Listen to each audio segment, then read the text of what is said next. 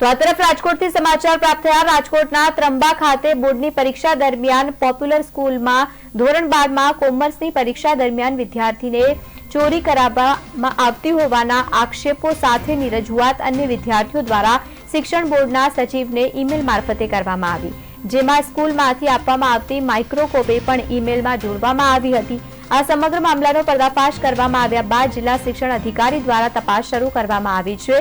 હવે સ્કૂલના સંચાલકોએ અને સાથે જ ડીઈઓને લેખિતમાં ખુલાસો આપ્યો છે। તેમાં સંચાલિકાએ કહ્યું છે કે કોઈ શત્રુ દ્વારા બદઇરાદે આ પાર પાડવામાં આવ્યું છે, આ કૃત્ય કર્યું હોવાનું સામે આવ્યું છે તેવા આક્ષેપો તેઓ દ્વારા કરવામાં આવ્યા છે। તો સાથે જ બોર્ડનું પરીક્ષા કેન્દ્ર અન્ય સ્કૂલને આપવા માટે પણ તૈયારી બતાવી છે। ડીઈઓની તપાસ બાદ શાળાનો ખુલાસો થયો। વિદ્યાર્થીઓએ શિક્ષક વિભાગમાં જે રીતે શિક્ષણ વિભાગમાં ફરિયાદ કરી હતી તે બાદ હવે આ નિવેદન સામે આવ્યું।